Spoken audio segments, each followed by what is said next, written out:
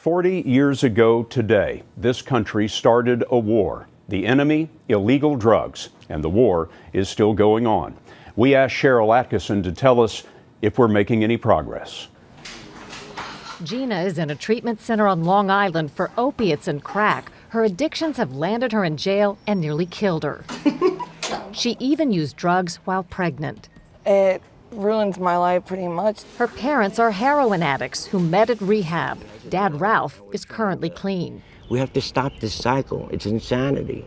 2 generations, casualties long after President Nixon declared the war on drugs 40 years ago. We must wage what I have called total war against public enemy number one. We set out to find just how much has been spent on that war and the results. This is your brain on drugs. Back in 1971, the federal drug control budget was $155 million.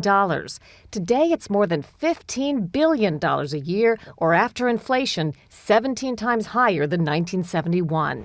There have been peaks and valleys in drug use over the years, but in recent decades, as the drug-fighting budget has ballooned, drug use hasn't gone down, it's gone up. Many groups call for decriminalizing drugs and putting more emphasis on treatment. One of them is the Global Commission on Drug Policy, made up of international politicians and business leaders. It claims the war on drugs has failed. It estimates cocaine use is up 27%, opiates up 34%.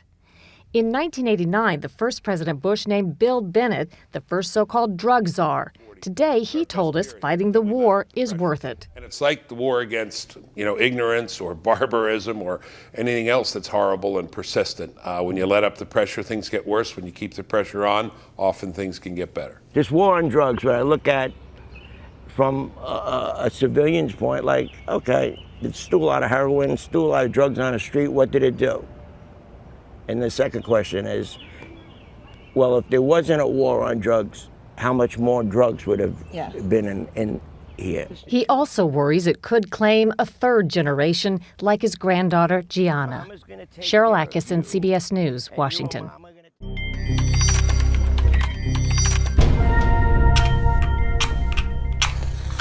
This is crack cocaine. It's turning our cities into battle zones. Stopping the manufacture and sale of methamphetamines remains one of our highest priorities. America's public enemy number one is drug abuse. Richard Nixon used those words to declare America's war on drugs in 1971. In order to fight and defeat this enemy, it is necessary to wage a new all-out offensive. It's been a war waged by each president since. Drugs are menacing our society. They're threatening our values. They're killing our children. In a sign of how difficult the war has been, President Donald Trump is now tackling a different kind of war on drugs. And we found someone at a red light. He is OD'd. We're calling the police. Opioid overdose deaths have nearly quadrupled since 1999. This is a total epidemic. For decades, leaders increased the size and presence of federal drug control agencies. The war on drugs, again, was very much about supply side. How do we keep drugs from coming into the country? How do we, divert this stuff? Because the idea then was, well, if people can't get drugs, then they won't use.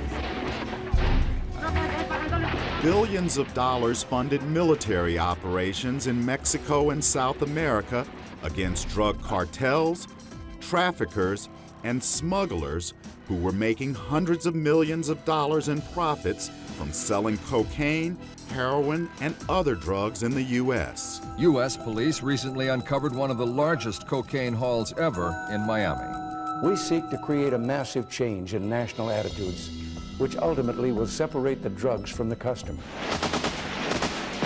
It was a selective battle. While the CIA was secretly funding the Contra rebels in Nicaragua, the Contras were smuggling thousands of pounds of cocaine into the United States. The flow of drugs created new addictions, like smoking cocaine in its most addictive form, crack. This is your brain, this is drugs. This is your brain on drugs. Any questions? But ads like this and campaigns to just say no to drugs did little to help those already addicted. And treatment options were limited. When we talk about epidemics and crisis in this country, we usually talk about them in terms of deaths.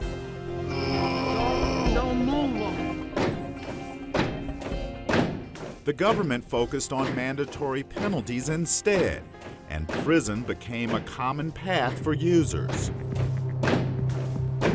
Some 20 or 30 years ago, we had a purely law enforcement approach and unfortunately arrested those who had substance use disorders as opposed to offering them treatment.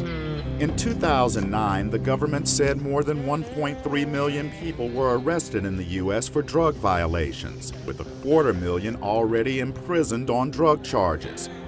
More than half of convicts were black or Hispanic. The war took on a racial component. The crack cocaine problem was largely a problem in the African American neighborhoods, and we tried to incarcerate our way out of it. The heroin epidemic is an epidemic that's affecting more Caucasian youth or young adults. And that may be why we're trying to treat our way out of it. I don't think we can ignore that fact. By 2011, the Global Commission on Drug Policy declared the war on drugs a failure. It was not because of a lack of funding. The Drug Policy Alliance estimates the war on drugs cost the U.S. more than $1 trillion. From the politicians, we need to have an approach that emphasizes prevention, treatment, a public health model for reducing drug use in our country. To the enforcers. We understand that the approaches from intervention, prevention, and education are as important as the interdiction efforts. You know her? Yeah. It's your sister? Oh my God. Now, a new narrative has emerged. Public opinion is shifting away from criminalization to looking at the opioid abuse epidemic through the lens of a public health crisis. Chris Simpkins, VOA News, Washington. A study released earlier this year by Temple University researchers indicated a close relationship between the availability of heroin and the incidence of street crime. Now, that's a view long held by many police officers. And Barry Peterson reports that San Francisco police are acting on that belief in a program that's already being questioned. Vice Squad officers Dave Robinson and Bob Brodnick are cruising San Francisco's Tenderloin, looking for heroin addicts, looking to pick them up. It is part of a new Get Tough effort prompted by a 20% rise in the city's burglary rate, which police attribute in large part to addicts stealing to pay for their habit. The program is not designed to deal with why addicts use heroin or to encourage them to quit. It is simply an attempt to chase them out of town. The main police weapon, a seldom enforced state law that provides a mandatory, no exception, 90-day jail sentence for anyone convicted of being under the influence of drugs. Well, the word spreads. Presumably they're going to do 90 days in county jail, and they're not going to be engaging in crime, or two, they may go elsewhere, hopefully out of the state. In the city's Haight-Ashbury district, people who work with addicts bristle at the notion that addicts are the main reason the crime rate is climbing. We've got an increase in inflation in every particular area of life. None of us are able to pay our bills. Why in the world put the blame on the guy right at the bottom level, which is what you're doing with the street junkie? Incident to that arrest, you request to submit to a urine test to determine the presence of heroin in your body.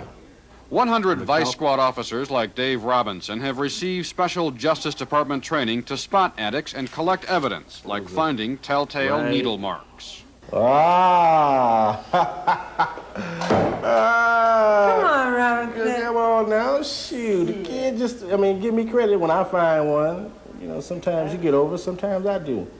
Bing y'all. San Francisco authorities say there is plenty of space in the county jail for any heroin addicts who are convicted. But there is a growing debate about the overall effectiveness of the program. Will it make addicts go away or just go into hiding? On the street, addicts are aware of the program, but some say even a 90-day jail sentence will not run them out of town. The floor of narcotics so heavy in San Francisco, the world junkies going to just up and run. Not out here. This paradise for a junkie. Already, heroin users are learning to fight back.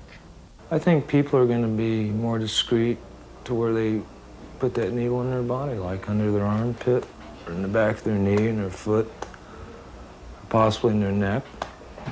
Don't move, man. So far, there have been well over 100 arrests, with the first cases trickling into court. You can get 90 days, said one official, and if you get caught again, you get 90 days again. Stay in this town, he added, and you can do a life sentence on the installment plan. Barry Peterson, CBS News, San Francisco.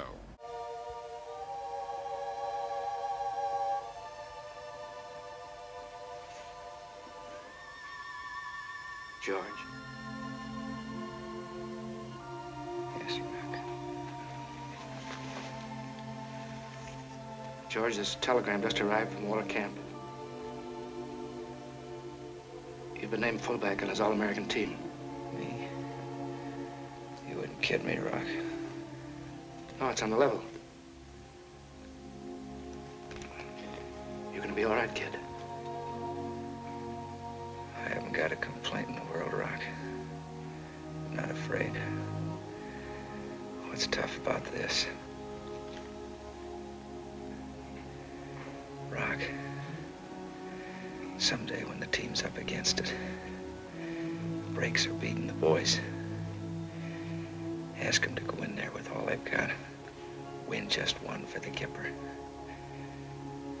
I don't know where I'll be then, but I'll know about it. I'll be happy.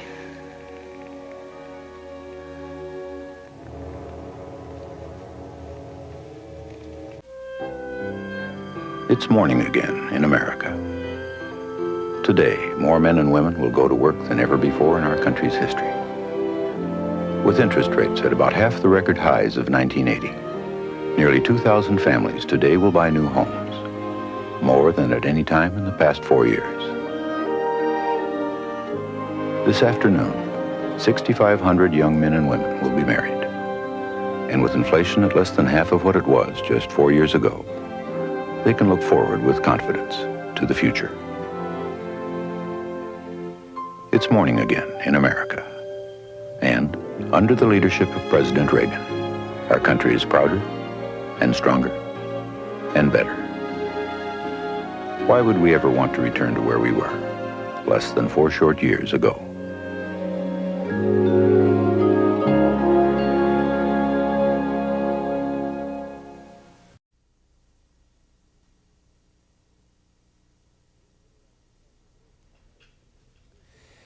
Good evening. Usually I talk with you from my office in the West Wing of the White House, but tonight there's something special to talk about, and I've asked someone very special to join me.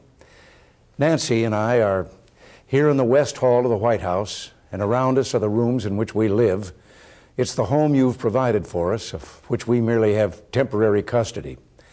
Nancy's joining me because the message this evening is not my message, but ours. And we speak to you not simply as fellow citizens, but as fellow parents and grandparents and as concerned neighbors. It's back to school time for America's children, and while drug and alcohol abuse cuts across all generations, it's especially damaging to the young people on whom our future depends. So tonight, from our family to yours, from our home to yours, thank you for joining us. America has accomplished so much in these last few years, whether it's been rebuilding our economy or serving the cause of freedom in the world. What we've been able to achieve has been done with your help, with us working together as a nation united. Now we need your support again. Drugs are menacing our society. They're threatening our values and undercutting our institutions. They're killing our children. From the beginning of our administration, we've taken strong steps to do something about this horror. Tonight, I can report to you that we've made much progress. 37 federal agencies are working together in a vigorous national effort. And by next year, our spending for drug law enforcement will have more than tripled from its 1981 levels.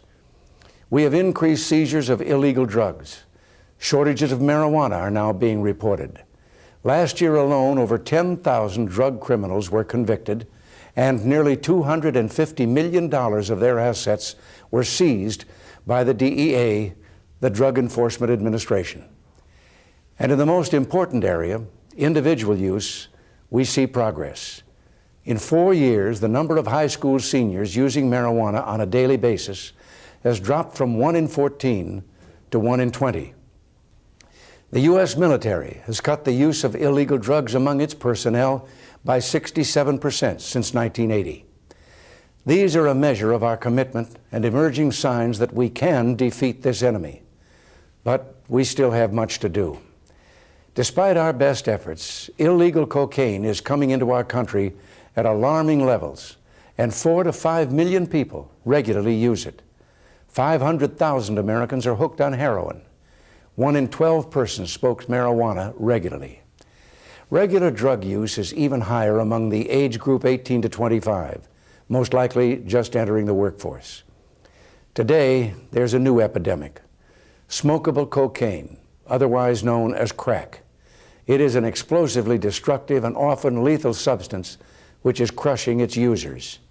It is an uncontrolled fire.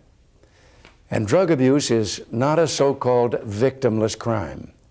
Everyone's safety is at stake when drugs and excessive alcohol are used by people on the highways or by those transporting our citizens or operating industrial equipment. Drug abuse costs you and your fellow Americans at least $60 billion a year. From the early days of our administration, Nancy has been intensely involved in the effort to fight drug abuse. She has since traveled over 100,000 miles to 55 cities in 28 states and 6 foreign countries to fight school-age drug and alcohol abuse. She's given dozens of speeches and scores of interviews and has participated in 24 special radio and TV tapings to create greater awareness of this crisis. Her personal observations and efforts have given her such dramatic insights that I wanted her to share them with you this evening. Nancy? Thank you. As a mother, I've always thought of September as a special month, a time when we bundled our children off to school, to the warmth of an environment in which they could fulfill the promise and hope in those restless minds. But so much has happened over these last years, so much to shake the foundations of all that we know and all that we believe in. Today, there's a drug and alcohol abuse epidemic in this country, and no one is safe from it. Not you, not me, and certainly not our children, because this epidemic has their names written on it. Many of you may be thinking, well, drugs don't concern me, but it does concern you. It concerns us all because of the way it tears at our lives and because it's aimed at destroying the brightness and life of the sons and daughters of the United States. For 5 years, I've been traveling across the country, learning and listening, and one of the most hopeful signs I've seen is the building of an essential new awareness of how terrible and threatening drug abuse is to our society. This was one of the main purposes when I started, so of course it makes me happy that that's been accomplished. But each time I meet with someone new or receive another letter from a troubled person on drugs, I yearn to find a way to help share the message that cries out from them. As a parent, I'm especially concerned about what drugs are doing to young mothers and their newborn children. Listen to this news account from a hospital in Florida of a child born to a mother with a cocaine habit. Nearby, a baby named Paul lies motionless in an incubator, feeding tubes riddling his tiny body. He needs a respirator to breathe and a daily spinal tap to relieve fluid buildup on his brain. Only 1 month old, he's already suffered 2 strokes. Now you can see why drug abuse concerns every one of us, all the American family. Drugs steal away so much. They take and take until finally, every time a drug goes into a child, something else is forced out, like love and hope and trust and confidence. Drugs take away the dream from every child's heart and replace it with a nightmare. And it's time we in America stand up and replace those dreams. Each of us has to put our principles and consciences on the line, whether in social settings or in the workplace, to set forth solid standards and stick to them. There's no moral middle ground. Indifference is not an option. We want you to help us create an outspoken intolerance for drug use. For the sake of our children, I implore each of you to be unyielding and inflexible in your opposition to drugs. Our young people are helping us lead the way.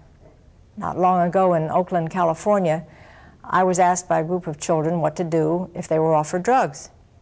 And I answered, just say no. Soon after that, those children in Oakland formed a Just Say No club. And now there are over 10,000 such clubs all over the country. Well, their participation and their courage in saying no needs our encouragement. We can help by using every opportunity to force the issue of not using drugs to the point of making others uncomfortable, even if it meaning making ourselves unpopular. Our job is never easy because drug criminals are ingenious. They work every day to plot a new and better way to steal our children's lives, just as they've done by developing this new drug, crack. For every door that we close, they open a new door to death. They prosper on our unwillingness to act. So we must be smarter and stronger and tougher than they are. It's up to us to change attitudes and just simply dry up their markets. And finally, to young people watching or listening, I have a very personal message for you. There's a big, wonderful world out there for you. It belongs to you. It's exciting and stimulating and rewarding. Don't cheat yourselves out of this promise. Our country needs you, but it needs you to be clear-eyed and clear-minded. I recently read one teenager's story. She's now determined to stay clean, but was once strung out on several drugs. What she remembered most clearly about her recovery was that during the time she was on drugs, everything appeared to her in shades of black and gray. And after her treatment, she was able to see colors again. So to my young friends out there, life can be great, but not when you can't see it. So open your eyes to life, to see it in the vivid colors that God gave us as a precious gift to His children, to enjoy life to the fullest and to make it count. Say yes to your life, and when it comes to drugs and alcohol, just say no. I think you can see why Nancy has been such a positive influence on all that we're trying to do. The job ahead of us is very clear. Nancy's personal crusade, like that of so many other wonderful individuals, should become our national crusade. It must include a combination of government and private efforts which complement one another. Last month, I announced 6 initiatives which we believe will do just that. First, we seek a drug-free workplace at all levels of government and in the private sector. Second, we'll work toward drug-free schools. Third, we want to ensure that the public is protected and the treatment is available to substance abusers and the chemically dependent. Our fourth goal is to expand international cooperation while treating drug trafficking as a threat to our national security. In October, I will be meeting with key U.S. ambassadors to discuss what can be done to support our friends abroad. Fifth, we must move to strengthen law enforcement activities, such as those initiated by Vice President Bush and Attorney General Meese. And finally, we seek to expand public awareness and prevention. In order to further implement these 6 goals, I will announce tomorrow a series of new proposals for a drug-free America. Taken as a whole, these proposals will toughen our laws against drug criminals, encourage more research and treatment, and ensure that illegal drugs will not be tolerated in our schools or in our workplaces. Together with our ongoing efforts, these proposals will bring the federal commitment to fighting drugs to $3 billion. As much financing as we commit, however, we would be fooling ourselves if we thought that massive new amounts of money alone will provide the solution. Let us not forget that in America, People solve problems, and no national crusade has ever succeeded without human investment. Winning the crusade against drugs will not be achieved by just throwing money at the problem. Your government will continue to act aggressively, but nothing would be more effective than for Americans simply to quit using illegal drugs. We seek to create a massive change in national attitudes, which ultimately will separate the drugs from the customer, to take the user away from the supply. I believe quite simply that we can help them quit, and that's where you come in. My generation will remember how America swung into action when we were attacked in World War II. The war was not just fought by the fellows flying the planes or driving the tanks. It was fought at home by a mobilized nation, men and women alike, building planes and ships, clothing sailors and soldiers, feeding Marines and airmen. And it was fought by children planting victory gardens and collecting cans. Well, now we're in another war for our freedom, and it's time for all of us to pull together again. So, for example, if your friend or neighbor or a family member has a drug or alcohol problem, don't turn the other way. Go to his help or to hers. Get others involved with you, clubs, service groups, and community organizations, and provide support and strength. And of course, many of you have been cured through treatment and self-help. Well, you're the combat veterans, and you have a critical role to play. You can help others by telling your story and providing a willing hand to those in need. Being friends to others is the best way of being friends to ourselves. It's time, as Nancy said, for America to just say no to drugs. Those of you in union halls and workplaces everywhere, please make this challenge a part of your job every day. Help us preserve the health and dignity of all workers. To businesses large and small, we need the creativity of your enterprise applied directly to this national problem. Help us. And those of you who are educators, your wisdom and leadership are indispensable to this cause. From the pulpits of this spirit-filled land, we would welcome your reassuring message of redemption and forgiveness and of helping one another. On the athletic fields, you men and women are among the most beloved citizens of our country. A child's eyes fill with your heroic achievements. Few of us can give youngsters something as special and strong to look up to as you. Please don't let them down. And this camera in front of us, it's a reminder that in Nancy's and my former profession, and in the newsrooms and production rooms of our media centers, you have a special opportunity with your enormous influence to send alarm signals across the nation. To our friends in foreign countries, we know many of you are involved in this battle with us. We need your success as well as ours. When we all come together, united, striving for this cause, then those who are killing America and terrorizing it with slow but sure chemical destruction will see that they are up against the mightiest force for good that we know. Then they will have no dark alleyways to hide in. In this crusade, let us not forget who we are. Drug abuse is a repudiation of everything America is. The destructiveness and human wreckage mock our heritage. Think for a moment how special it is to be an American. Can we doubt that only a divine providence placed this land, this island of freedom, here as a refuge for all those people in the world who yearn to breathe free? The revolution out of which our liberty was conceived signaled an historical call to an entire world seeking hope. Each new arrival of immigrants rode the crest of that hope. They came, millions, seeking a safe harbor from the oppression of cruel regimes. They came to escape starvation and disease. They came, those surviving the Holocaust and the Soviet gulags.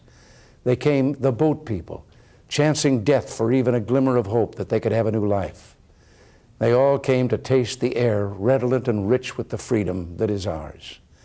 What an insult it will be to what we are and whence we came if we do not rise up together in defiance against this cancer of drugs.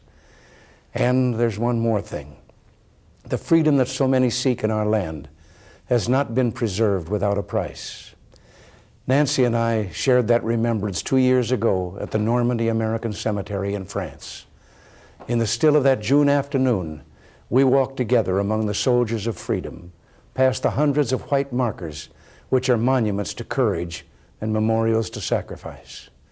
Too many of these and other such graves are the final resting places of teenagers who became men in the roar of battle. Look what they gave to us who live.